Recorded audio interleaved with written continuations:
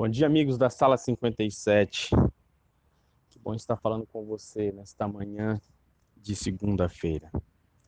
Eu estou sem internet móvel, mas ainda assim eu me acho no dever de gravar o áudio na hora certa, né?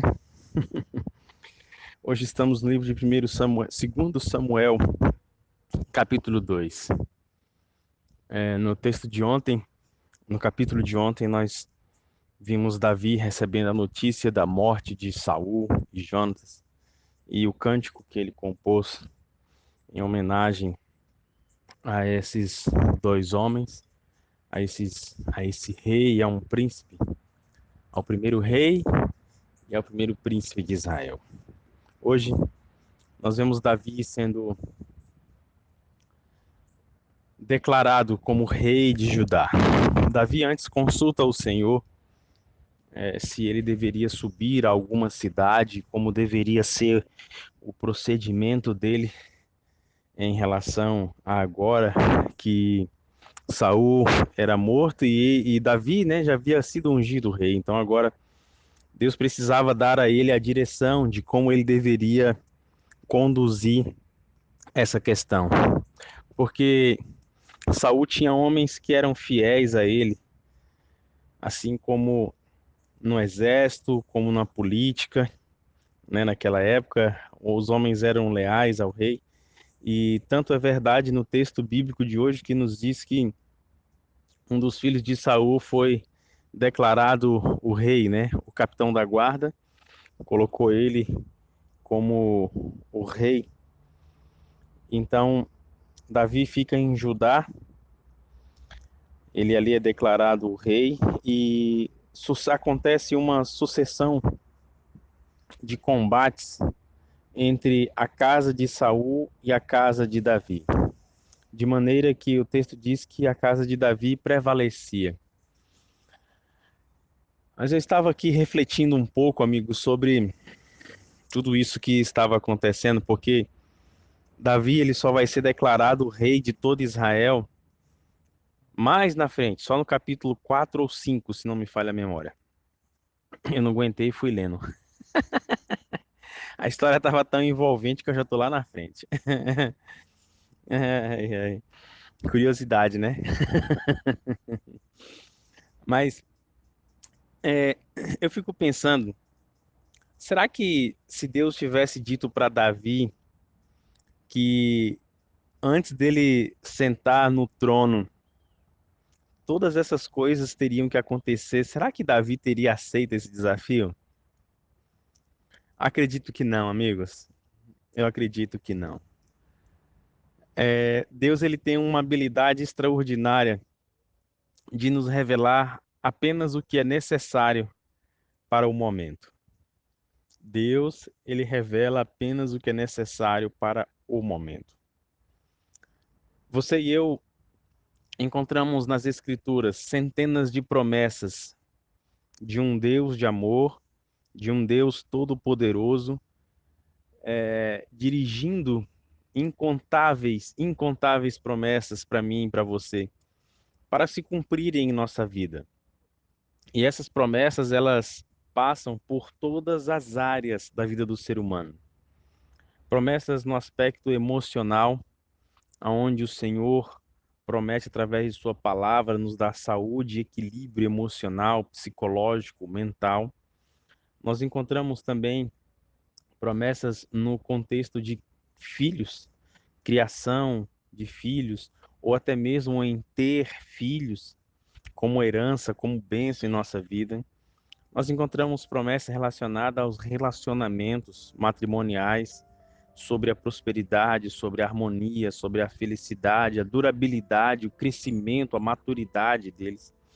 Nós encontramos promessa no aspecto profissional, onde o Senhor derrama e diz que nós podemos ser prósperos profissionalmente para cumprirmos um senso de realização. Nós vemos promessas no aspecto financeiro, aonde o Senhor nos promete abrir os celeiros do céu e derramar sobre nós bênçãos sem medidas. Nós vemos promessas no aspecto evangelístico, onde o Senhor através de sua palavra, nos garante que podemos compartilhar o evangelho, que ele estará conosco, ajudando as pessoas a entenderem e aceitarem a mensagem. Nós encontramos promessas no aspecto espiritual, onde o Senhor nos garante o seu espírito para nos conduzir a um crescimento espiritual constante e infinito.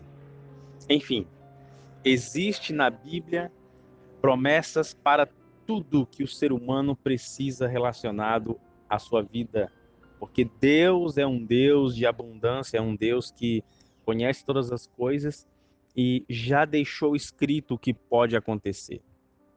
Agora, para que essas promessas se cumpram, olha um pouquinho para a vida de Davi quando ele foi ungido rei.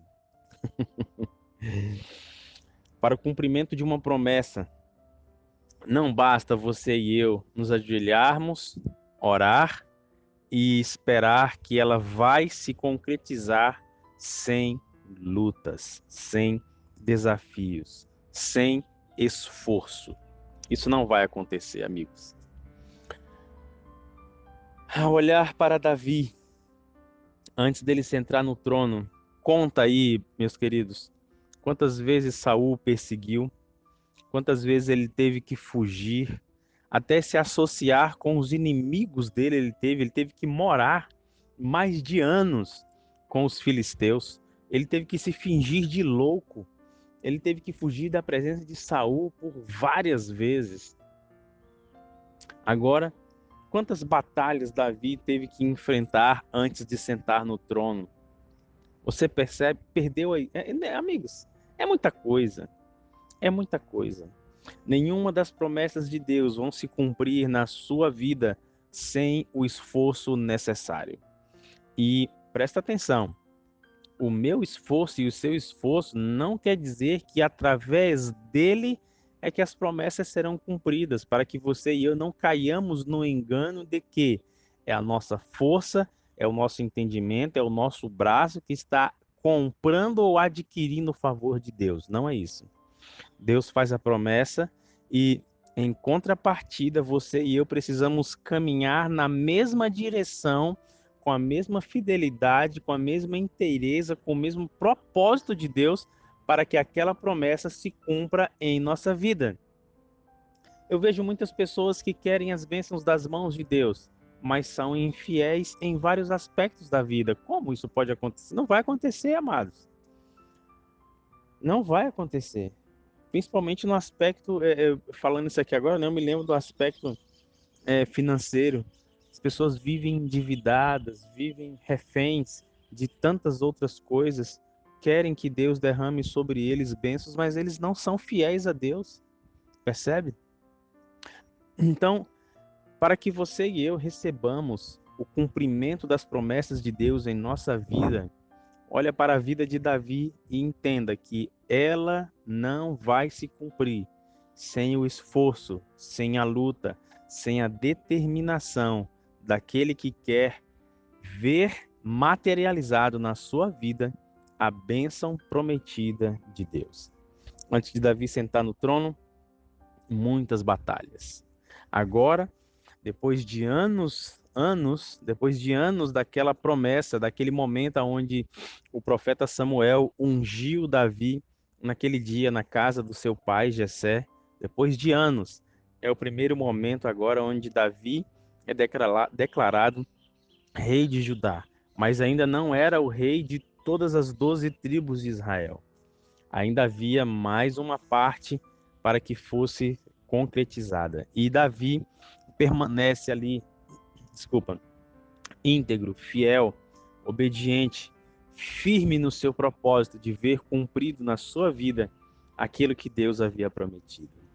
Deus tem prometido para você, querido filho, querida filha, muitas bênçãos. Mas eu gostaria que você entendesse que elas não virão sem luta. E enquanto você estiver lutando, não perca de vista aquele que prometeu a você, aquele que está com a mão estendida e vai te conduzir em vitória, em aperfeiçoamento, em um trabalho de modelagem do seu caráter, para que a bênção caia sobre você como uma verdadeira bênção. Um grande abraço Uma ótima segunda-feira e nós nos falamos amanhã na sala 57.